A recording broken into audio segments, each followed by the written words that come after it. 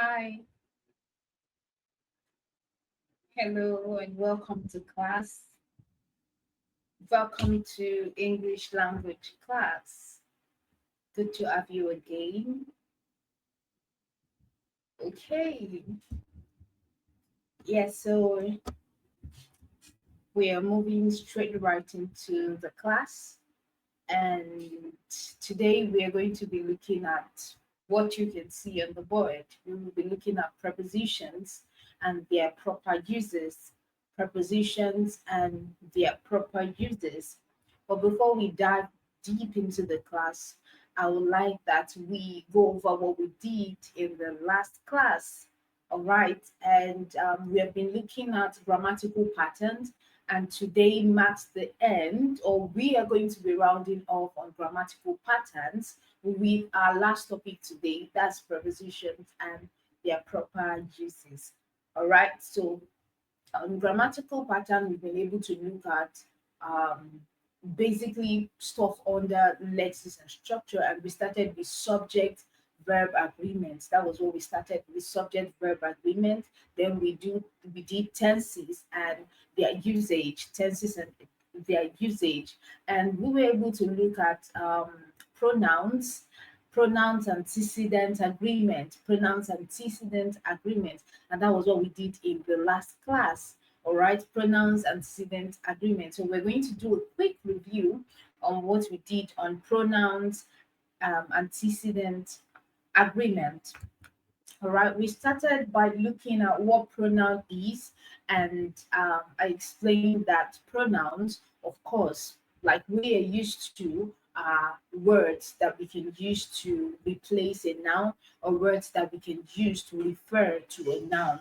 All right, and basically, we talked about antecedent, and I said that when you hear the word antecedent is the noun, or it's basically a noun that a pronoun refers to, or that a pronoun replaces in a sentence. And then we looked at the word agreement. When you hear the word agreement, you can see the word agree, which means two or more things coming together to go together. All right. And then we looked at rules for pronoun antecedent agreement, rules for pronoun antecedent agreement. And the first thing we looked at was singular antecedent take singular pronouns. Singular antecedent take singular pronouns. That means that when your antecedent, that is the noun in the sentence, is singular, then your pronoun should also be singular. All right. And rule number two, we looked at plural antecedents taking plural pronouns. So the same thing that is applicable to rule one is applicable to two. Once your antecedent it's in the plural form, then your pronoun that will refer to it, or the pronoun that will replace it, must also be in the plural form. Then we looked at rule number three, talking about collective nouns can either be singular or plural. That means that when your collective noun is being seen as singular, then the antecedent, it being the antecedent, the pronoun must also be singular. But if the collective noun is viewed as being plural, then your pronoun for that antecedent must also be plural. Then we looked at indefinite pronouns, and we said that indefinite pronouns are usually singular. And we said indefinite pronouns are those pronouns like everyone, someone, somebody, anybody, each person, each, etc., etc.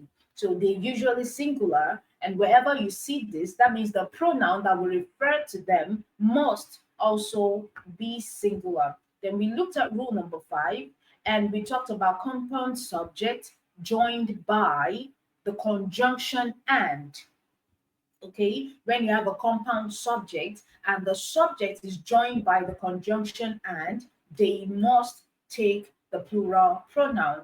Then we looked at rule number six, and we said rule number six has to do with subject joined by the word or nor, nor. Okay, we're familiar with either or neither nor. All right. So when you have subjects that are joined by the word or nor, then they have to agree with the closest antecedent. They agree with the closest antecedent. All right. So this was what we looked at in the last class on pronoun antecedent agreements, and we were able to attend to a past question in relation to this. All right, so we are moving straight into today's class, and like I mentioned, we are looking at the topic prepositions and their proper uses. Hmm. Prepositions and their proper uses. All right. Okay, so if I would have to remind you, we should know that, or we should be reminded that prepositions are a part of speech. Okay, so we have that part of speech. When you talk about the part of speech, you have the speech generally, and then there are parts to the speech, and this is where the 8 branches come up. Okay, and we have nouns, we have pronouns, we have verbs, we have adverbs, we have adjectives, we have interjections, we have conjunctions, and we have prepositions. So prepositions are part of speech. So we are looking at this part of speech and how they function, or how they are properly, or they should be properly used. All right. But first, what is preposition and how do they function? All right. So preposition is a word that connects a noun or a pronoun to another word in a sentence. Okay. Preposition is a word that connects a noun or a pronoun to another word in a sentence. Okay, so preposition connects a noun. It could be a noun, it could be a pronoun. So prepositions connect the noun or the pronoun to another word in a sentence. Okay, so that's what prepositions do. Okay, so when you find prepositions, it means they are connecting. They are basically connecting words. So they are connecting nouns or pronouns to another word in a sentence. So prepositions basically show the relationships, such as places. We talk about time, we talk about direction, we talk about manner, we talk about possession, we talk about causes. All right, we're going to be looking at them. Basically, we look at them under types of prepositions and their uses. So when we say preposition connect, okay, a noun to another word in a sentence, you can have a sentence like the ball is on the table. Right. So preposition is on. Okay. On here is our preposition. And what it does is that it is connecting this noun ball, because this ball is a noun, all right, is connecting it to another word. Okay. The word may be any part of speech, maybe a noun or a pronoun or anything, but it connects a noun or a pronoun to another word. So that word, that another word may now be another part of speech. Okay, it could be a noun too. So it could be like the preposition is connecting a noun to a noun. Okay, but we are more focused on the fact that preposition connects a noun or a pronoun to another word. So this word on, or this preposition on, is connecting this noun ball to this word table. Okay, all right. You can have another word like she is in the class. She is in the class. Now we have in as our preposition, we have she as a pronoun.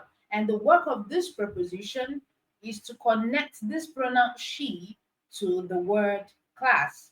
So that's what prepositions do. They connect a noun or a pronoun to another word in a sentence. So we're going deep into the class now by looking at the types of prepositions and their uses. I'm wiping the board off now. All right. So we start by the very first one. We're looking at prepositions of place. Preposition of place. Okay. So when you talk about place, you're basically talking about where something happens. Okay. Or sorry, where something is or where something happens. Okay. So the word where comes into the picture, right? So when you talk of place, you can talk of inside the house, in the class, at the market,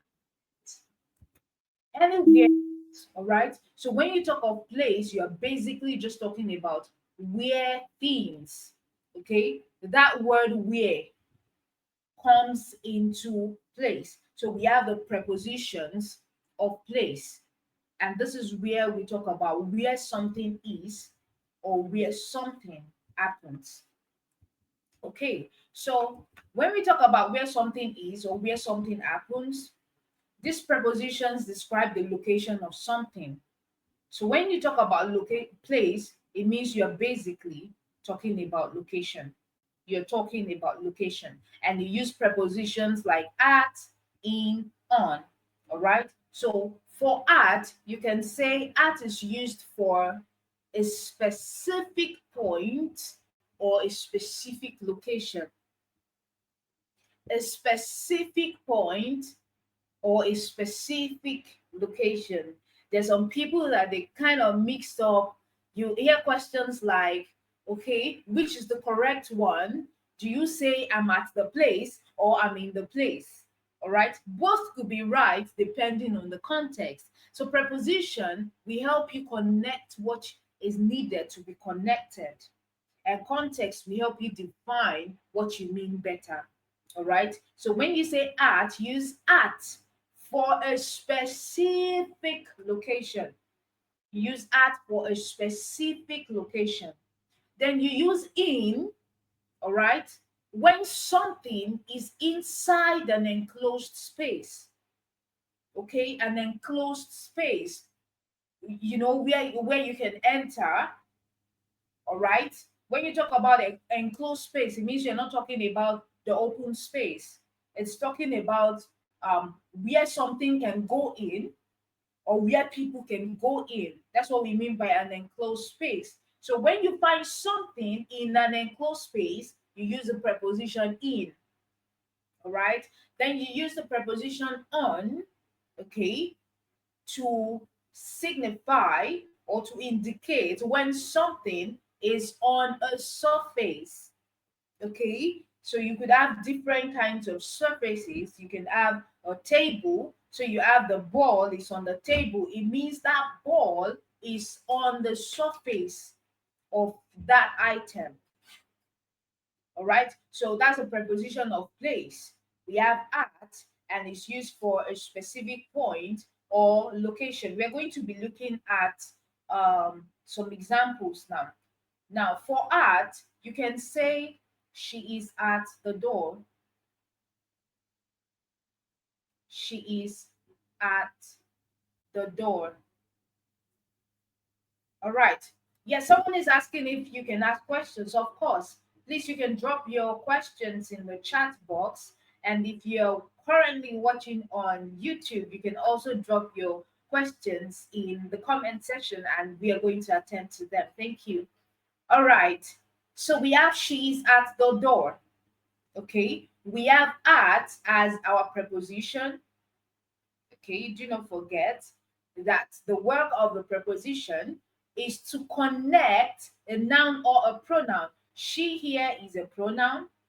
Okay. She here is a pronoun. And we have at connecting the pronoun to this word door. Okay, and like I mentioned earlier, the word that the preposition is connecting a noun or a pronoun to could be any part of speech. All right, but we are more focused on the noun or the pronoun that the preposition is connecting. All right, someone is asking for the topic of the class. All right, the topic on what we are doing. Okay, we already did that before you came. Okay, we had an introduction session before we dived into this. So we started looking at preposition. The topic is preposition, and their proper uses. That's the topic of what we are doing today. And I explained what preposition is. All right, so we are looking at types of preposition, and the first thing we are looking at is the prepositions of place. Okay, so we have she is at the door, and we have at as the preposition connecting the pronoun she to the word door. Okay, so we use at because the door is a specific point where she is standing. Okay, is a specific point where she is standing. Remember, we said that at is used for a specific point or a specific location. Okay, you don't have to be inside the place to use the word at. You use at for specific point.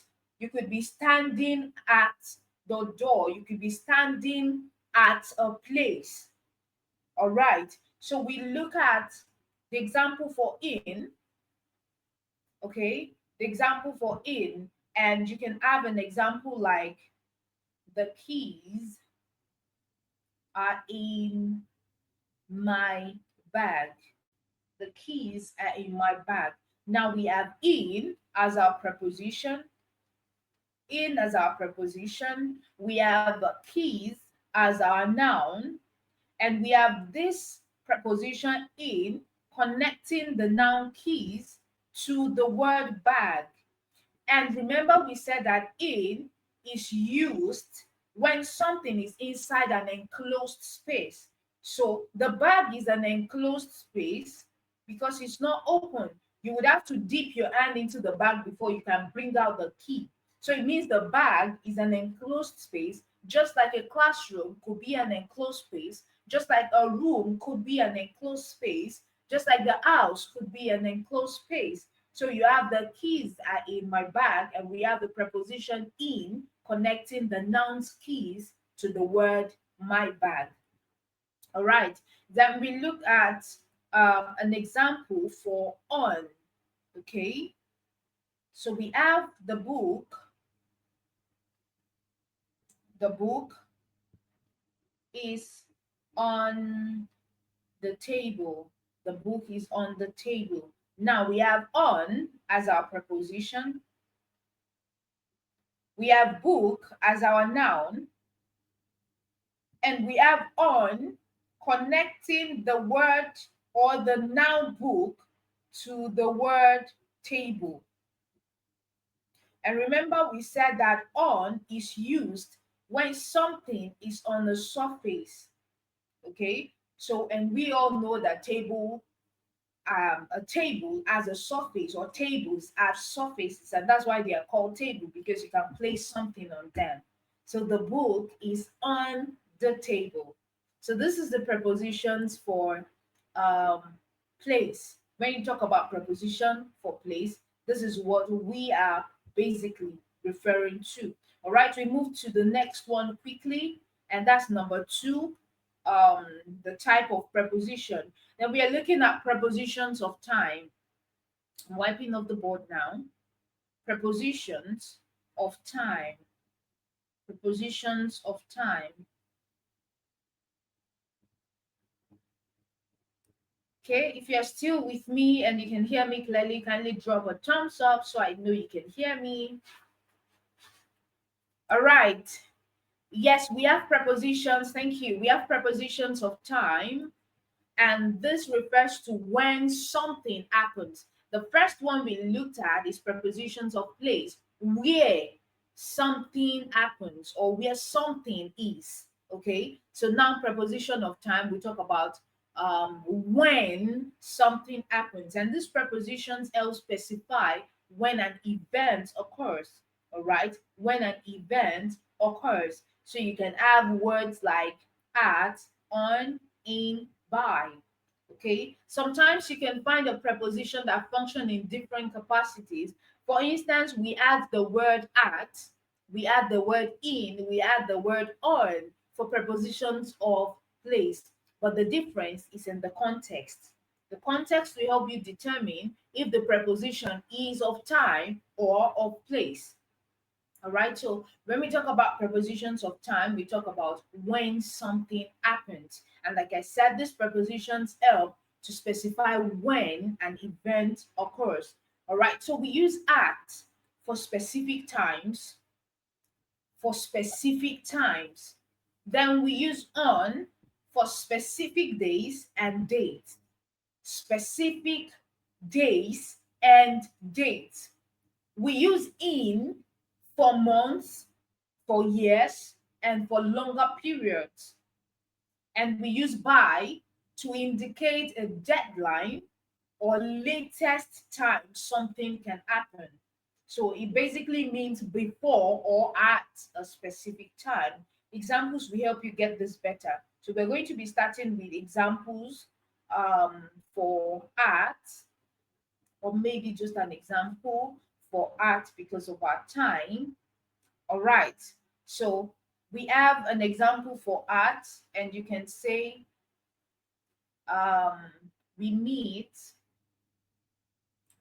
at 5 p.m. We meet at 5 p.m. You can construct this in whatever way you want. Remember, we did something on tenses. Okay. So when we say we meet, it means that it's something that happens regularly. So you can say we met at 5 p.m. That's like the past tense. We will meet at 5 p.m. That's like a future tense, but we meet at 5 p.m., talking about a present tense and something that happens. Simple present tense, basically, something that happens all the time. Something that happens all the time. So we meet at 5 p.m. All right. We have at, okay, as our preposition, at as our preposition, and it's basically connecting the pronoun we to this time. Okay. So when you use at, in this case, okay, it is because 5 p.m. is a specific time. 5 p.m. is a specific time. Remember, we said at is used for specific time. Okay. Some people may ask questions like, okay, what's the difference? What's the difference of, or when can we use at 5 p.m. and by 5 p.m.? We are going to see something like that. We are going to see it by the time we are done with by. Okay. So at is used for specific times. We meet at 5 p.m. You are to resume by 8 a.m. All right. So specific time you use at. Then we have for on. We said on is used for specific dates and specific days. Specific dates and specific days. So we can say my birthday is on Monday. My birthday is on Monday. We have on as our preposition, okay? We have birthday, basically. So we have our on connecting birthday to Monday, all right? This is a specific day, okay? So we use on for specific day under prepositions of time. So my birthday is on Monday. All right, we move to the next example, and we have in. Okay, in, and we said in is used for months, for years, and for longer periods. Okay, so you can have an example like she was born in, okay, she was born in 2010. She was born in 2010. Now we use in this case for months, all right, for years. Okay, so she was born in 2010. All right, so the year 20, we use in because that 2010 is a year and it's a long period. Okay, 2010 is a year and is a long period. Okay, um then we move to by. By, we said by is used to indicate a deadline or latest time something can happen. Okay, a deadline or the latest time something can happen. Okay, so we can have an example like the assignment is due by Monday. Okay, the assignment is due by Monday. We have a preposition by, okay, connecting the word assignment to the word Monday. All right, and we're using the word by because it indicates a deadline. Okay, a deadline of an assignment that is to be submitted by Monday. So when you say by Monday, it means it must be submitted on or before Monday. It means it cannot exceed Monday. Okay, so you can submit it before Monday or you have to submit it by Monday. You can have another example like she will be home by 8 p.m. She will be home by 8 p.m. That's the difference between at. All right, we talked about at as specific. We meet at 5 p.m.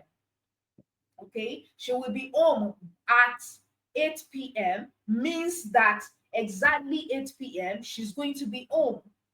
But she will be home by 8 p.m. means she will be home before 8 p.m. or latest by 8 p.m. Okay, so that's what by is, and that's what the difference between at and by is. So at is used for specific time, specific. When once you say 5 p.m., it means 5 p.m. We are starting assembly by 5 p.m., or we are starting assembly by 7:40 a.m. That means at that 7:40 a.m. assembly time starts. But if you say we start assembly by 7:40, it means that assembly can start before 7:40, but it doesn't exceed 7:40. At is very specific, by is not very specific. All right. Then we quickly look at prepositions of direction. Prepositions of direction. I'm wiping the board off now. Okay, prepositions of direction. Okay, so when we talk about prepositions of direction, we're talking about a movement from one place to another. Okay, movement from one place to another. Okay, so these prepositions basically they describe movement or they describe direction, and we're looking at three under this. We have two. The preposition to is used when moving towards a place. You're moving towards a place. Then the one into is used when moving from the outside to the inside. Okay, when moving from the outside to the inside. Then we have onto when moving towards a surface.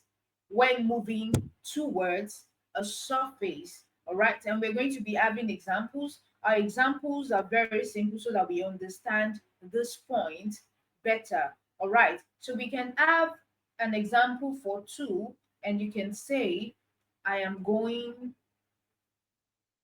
to the market. I am going to the market. All right, we have our preposition connecting the pronoun to the word market. And you have your preposition of direction to show or to signify that you are moving towards, okay, the market. You are going to the market. You are moving towards the market. So to is used when moving towards a place or towards a direction. All right. Then we have the preposition into, which is used when moving from the outside to the inside. From the outside to the inside. So you can say he went into the house. He went into the house. You know, it's different from he went to the house. There's a difference between the two. He went to the house means he moves towards the house. But he moves or he went into the house means that he's moving from the outside into the inside. All right. So we have into as our preposition connecting the pronoun e to the word house, and into here shows that the boy is moving from the outside to the inside. And then we have the word onto. Onto. Okay, and we said onto is used when moving towards a surface. Okay, when moving towards a surface. All right, you can have an example like the cat jumped onto the table. Okay, the cat jumped onto the table. All right, so this is a surface. Okay, we have onto as our preposition connecting the word cat to the word table. All right, and we are using the preposition onto because the table has a surface and something is moving towards that surface. You can't say the cat jumped to a table or the cat jumped into the table. It's not an enclosed space. Okay, so onto shows that something is moving towards a surface. So that's for the preposition of direction. Okay. For number 4, we are looking at prepositions of cause, reason, and purpose. Prepositions of cause, reason, and purpose. Okay, so when we talk about preposition of cause, reason, and purpose, we are talking about prepositions that explain why something happened. I'm wiping off the board so we can have that. Okay, why something happened. Okay, um, preposition of cause. All right, I'm trying to get that on the board so we can all see it. All right, so prepositions of cause, reason, and purpose. These are prepositions that explain why something happens. Okay, and you can have um, words like, or prepositions like because of or due to. All right, so you use because of to give a reason, and then due to as a formal way of expressing a cause, of expressing why something happens. Okay, so basically, preposition of cause, reason, and purpose explain why something happens. So you can have an example like the march was delayed because of the rain. Okay, the march was delayed because of the rain. So we have this preposition connecting the march, all right, to why it was being delayed. Okay, so the rain had to stop the march, or the rain had to delay the march. So because of is giving a reason, okay, to why the march was delayed. Okay, so wherever you see prepositions of cause, reason, and purpose, it means they are giving an explanation to why something happens. All right, you can also have she was late because of the traffic. Okay, so because of, in this case, is used to explain that the traffic caused our lateness. All right, we quickly move to the fifth type of preposition, and that's prepositions of manner. Prepositions of manner. Prepositions of manner. Okay, when you talk about prepositions of manner, you're talking about how something happens. How something happens, basically.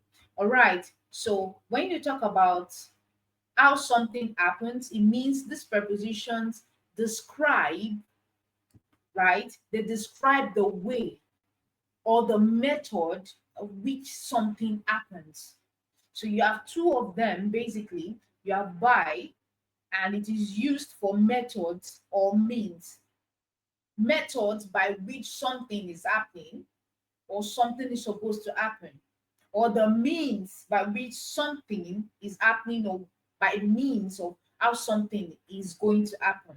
And then we have preposition with, that is used for instruments or tools. All right. And we have examples, and we can say she traveled by bus. Okay. She traveled by bus. Okay, we have our preposition connecting she to bus, and our by here is telling us the means of transportation. Okay, so the means of transportation, or the method in which she was transported. Okay, we have another example, like he wrote with a pen. He wrote with a pen. Okay, so we have with, our preposition connecting e to the instrument he used in writing. So we used as an instrument or as a tool. Okay, so that's for preposition of manner, how something happens. How something happens. All right. Then we have prepositions of possession. Prepositions of possession. Okay, and when you talk about prepositions of possession, you're talking about preposition that show ownership or belongings. Okay, so prepositions that indicate who owns something. I'm wiping off the board so that we can have the next point. Okay, we're talking about possession or ownership. Possession or ownership. Okay. All right, so preposition of possession, showing ownership or belonging.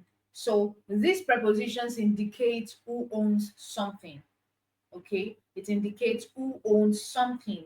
So you can have preposition of and to, and of is used to show belonging. Okay, to is used for relationships. Okay, so you can have examples, and you can have um an example like the pages of the book are torn. Okay, the pages of the book are torn. Okay, so we have our preposition of, okay, used and showing belongings. Okay, belongings, the book here is an item, so the pages belong to the book. Okay, so off here is showing that the pages belong to the book, and it's telling us that the pages of the book are actually torn. All right, then we have an example for two, and you can say um, she is married to a doctor. She's married to a doctor, and we have two, okay, preposition showing the relationship between she and the doctor. All right, so it's showing the relationship between two people. Okay, so you can also have examples like the door of the house is brown. The door of the house is brown. So of here is used to show possession, that the door belongs to the house. Okay, that the door belongs to the house. You can have an example like this phone belongs to me. So two in as this preposition is showing ownership, that the phone is mine. All right, and that's for preposition of possession. And then lastly, we're going to be looking at prepositions of comparison. Prepositions of comparison. Preposition of comparison. Okay, I'm having that on the board. Prepositions of comparison. Of course, when you hear the word comparison, you know that it's showing similarity or role. All right. Yes. So showing similarity or role. So these prepositions basically show how things are alike or how some things function. All right. So you have the words like and as. So you can say like is used to show similarity, while as is used when something is functioning in a specific role. In a specific role. And we can have quick examples like for like, she sings like a professional. Okay, so this sentence is indicating that she is actually really not a professional, at least not yet, but she sings like one. So it's showing the similarity or the difference between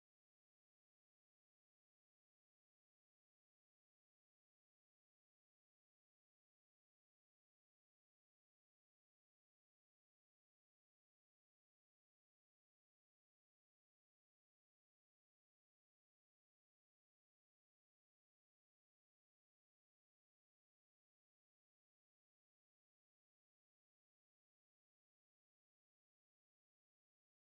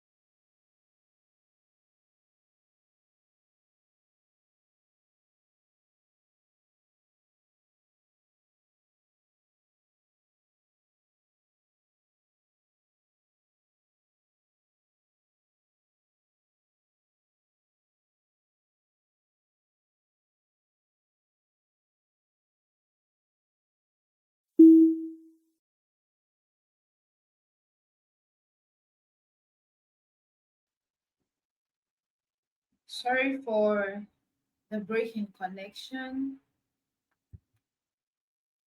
If you're still with me, kindly drop a thumbs up. All right, there was a break in connection. All right, so we're just going to quickly, thank you. We're going to quickly uh, have we attend to a past question and then we call it a day for today. All right,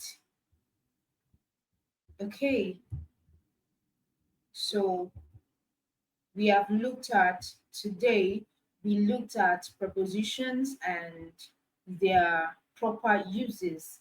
All right, and I explained that preposition is a word that connects a noun or a pronoun to another word in a sentence. So we started looking at the types of prepositions and their uses. The first one we looked at is prepositions of place, that talks about where something is. And these prepositions basically describe the location of something. Okay, then we have prepositions of time, that talks about when something happens, and these prepositions help to specify when an event occurs. All right, then we have prepositions of direction, that talks about movement from one place to another, and these prepositions basically describe movement or direction.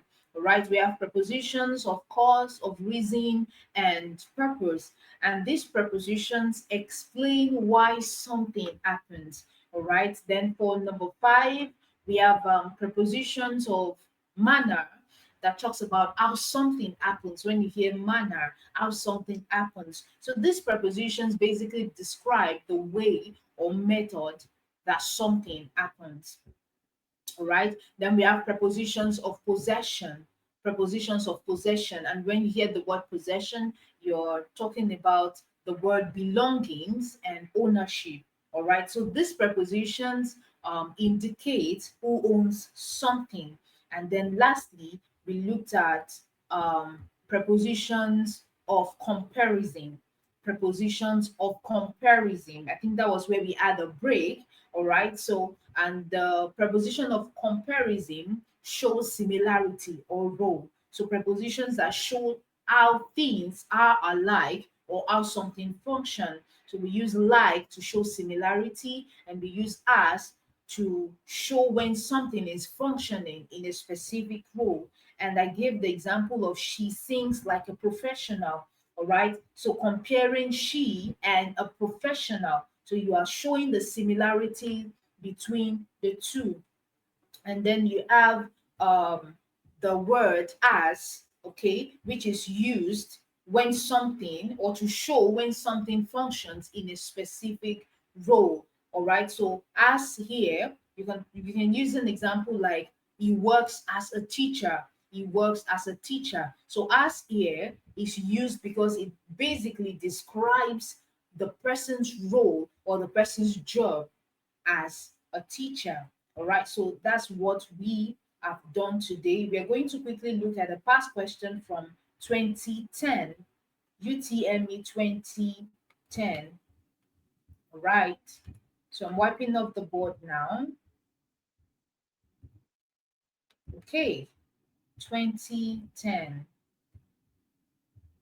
All right, so this question says choose the option that best completes the gap. Right? So it says the principal said that he was pleased, dash my effort. And we have prepositions on, of, with, and about. Now, there's something also about prepositions. There are some prepositions that go well, okay? They go well with verbs, and there's some prepositions that go well with adjectives. Okay, so you can have prepositions like angry with, angry at, good at, bad at, afraid of, interested in, famous for. All right, now this combination do not usually follow a specific pattern, okay, and they do not follow strict grammatical rules, but they just go together. Okay, so that's the case of this question. Okay, that's the case of this question here. All right, so are you going to say the principal said that he was pleased on my effort, or he was pleased of my effort, or he was pleased with my effort, or he was pleased about my effort. All right. Now, remember the question says choose the option that best completes the gap. That means that there could be two correct answers or even three correct answers, but there is one that is always best. Best because context will help you determine which one goes together. So, for the case of pleased, the best option that completes the gap is with. Okay, with is the best that completes it. All right, for pleased on sounds incorrect because on is usually used for physical locations and surfaces. Okay, when you talk about pleased of is commonly used, okay, commonly used for um possession, okay, possession or relationship basically, okay, and then pleased about, okay. Sometimes pleased about can be correct depending on context. You can say someone is pleased about a news, okay, she's pleased about the news, but it's not when referring to a person's effort or a person's work. All right. So in this case, the principal said that he was pleased with my effort. All right. And we know what that basically means. Okay. So it's like pleased with is like a standard collocation that means someone is happy or satisfied because of something. So pleased with my effort. All right. So if you missed any part of the class today, you can go over to our YouTube channel at A1 Tutor and see what you've missed. And if you have any questions, you can drop them in the comment section and we are going to attend to them. Also, if you have not subscribed, kindly subscribe to the YouTube channel, like and comment, and we'd appreciate that. All right. See you in the next class. Bye bye.